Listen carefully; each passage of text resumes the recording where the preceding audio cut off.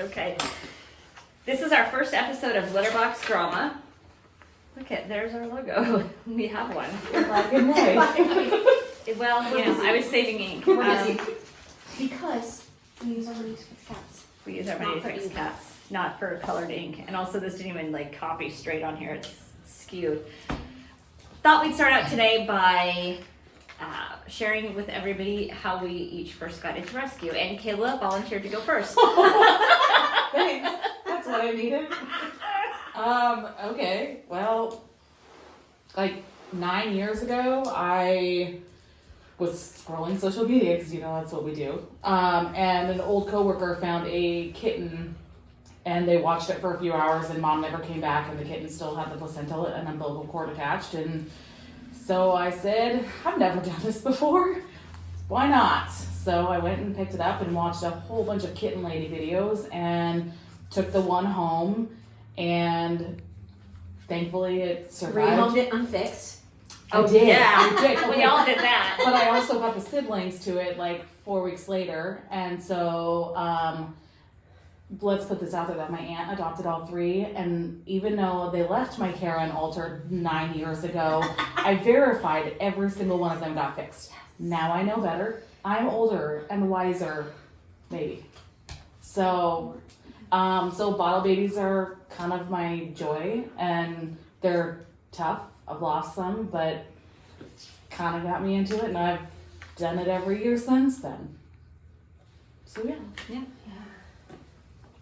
Guess it's your turn. Oh, me. Not Jackie. I bought a cat from Tara.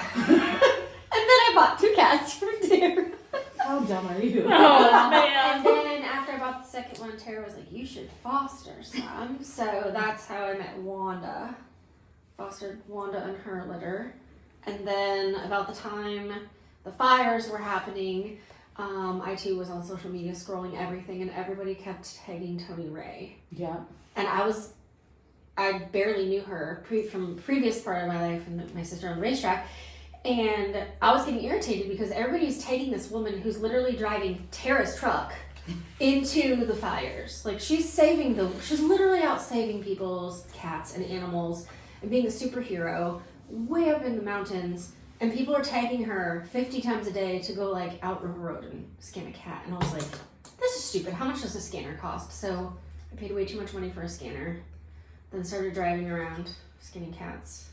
And then and then you get cats because you scan them and then people don't know what to do with them. So then you get them, and yeah, that's how. And then it sounds great. Like you progress into this amazing thing, but it just kind of goes downhill. It's downhill from there. Yeah.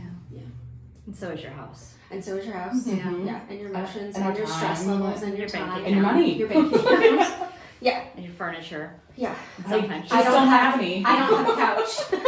I brought my outside couch inside last weekend to use in the house because it can get wet. So if anything bad happens, I can just hose it off. That's normal. That's not how normal people live. Nope, just have But computers. I think the part of that that's important that people don't realize is we get stuck with the crap ones. Yeah, we don't get like to when keep they get the returned cute. because they have behaviors, and when they get returned because of this, or When somebody somebody dumps it somewhere. Yeah, when somebody calls and says, this cat poops all over the house, I don't want it anymore. We don't. I don't either. What What am I time we supposed to take it? do with this? And then we have to take it back because it was one of ours that we adopted out, so we're kind of stuck. Or people ask for help with the well- poopy cat or the pee cat Yeah. or the mean cat, and then they're like, well, I guess I'll just dump it. Yeah. And then you're like, oh, that's emotional blackmail. And we fall for it because we don't want them dumped. But my problem is some people are fantastic and they reach out and say, hey, here's the issues we're having.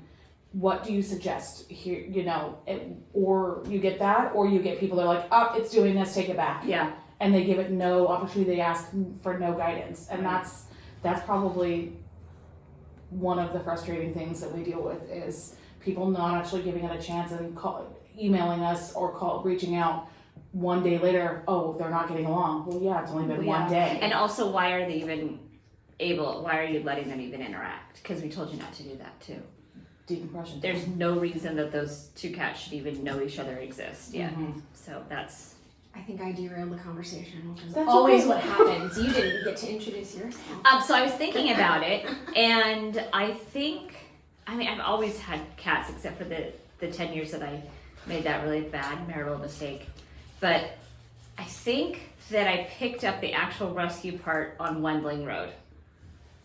And that's way out, which is a bummer, in Marcola. And I had a listing out there, and I can't remember if the kitten that I caught was on that property or the adjoining property that was also a total crap hole. But I can't even remember. I think this is my friend Kim's first Siamese that she got from us.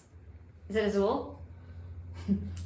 Thanks, Jim. Maybe. He had a tick. It was traumatic for me. It was really scary. I didn't like it.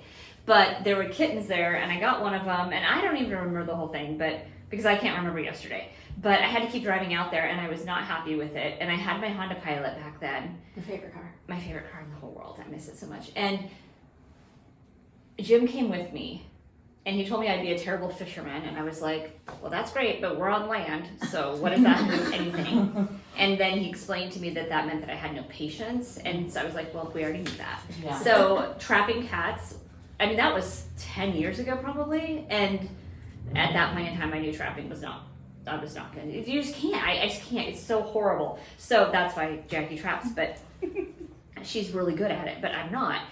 So anyway, I finally got the cats. I think there were 3. And I know that Kim took one, and I don't even remember what happened to the other 2. I know I adopted them out unfixed. Yeah, see, I'm not the only one. Hey, we all have our story, Jackie. Scout had babies in my house. Yeah. And then I just got like a couple more, because my job, and I'll find them. And so throughout the next few years, I found some. Then we bought the pet store. And this lady came in and was like, there's like all these cats at my house out here. And we got 90 from that one property that year. And almost all of them were black or tuxedo. It was... Is that where Frat Ellie came from? No. That's where I got Lacey, though. My cat Lacey.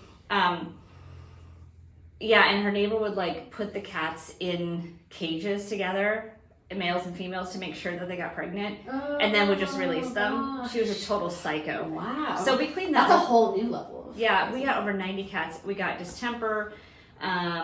We commingled. We did everything wrong, and I still have Lacey though 9 years later. But that was my first big one. Took probably a good year to get those kittens all adopted out, I would say. Jim's like, I don't know. Jim's off screen. Jim's like, I don't know. Yeah. So that was how I started. And then we opened the cattery at the pet store, and we've adopted out, I don't even know. Many. Yeah, Jim, do you know our last count? We were Before. closer. Well, we also fixed and did some TNR too. Yeah, So we were easily over 800 just by ourselves. Wow. by ourselves. Okay, well then that would be a good thing, is how the 3 of us are now, because obviously we all started by ourselves, and then now we are a 3-member board. Yeah. And so how that happened for me was that I was doing fine on my own, sort of, but I don't like paperwork, and the state decided that they were going to start punishing people doing good deeds by having a animal rescue entity license. So we have to be licensed, and they used to come to our facility and review our paperwork once a year, but now they just take our money and don't even do that. And I was sucked at paperwork. I resisted having the license. I finally got it. I knew I was a mess. And then Jackie came in one day, and I think you must have had one of your binders for a feral colony. My redwood binder. Yeah. She has some. I love do you that have a binder. No, but I can bring it one time. Yeah, she's got binders. And I was like, this We did a file lady, cabinet. she knows how to do some paperwork. And then we kind of just, It just kind of fell into play because there's only so long that you can do it by yourself. Yeah. Because now there's so many rules with asking for donations and well, everything that's all else. because of the stupid state, the animal rescue entity. There's Yeah. all these stupid rules. Well, and now, we did that. We became a 501c3 because, I mean, it's very expensive. It's time And consuming. before we did that, it was a lot of our own money. And so, yes, we still spend some of our own money, but thankfully we've started to grow enough that we do get the donations that help us do the TNR colonies and keep our doors open. Mm-hmm. And by doors, I mean, So Foster's it's doors, more- our yeah. doors, the cattery. Yeah. It's not unlimited though. I mean, I think that's important to know. Yeah. That if 12 people break an ankle, I did that well, a few years ago. Yeah.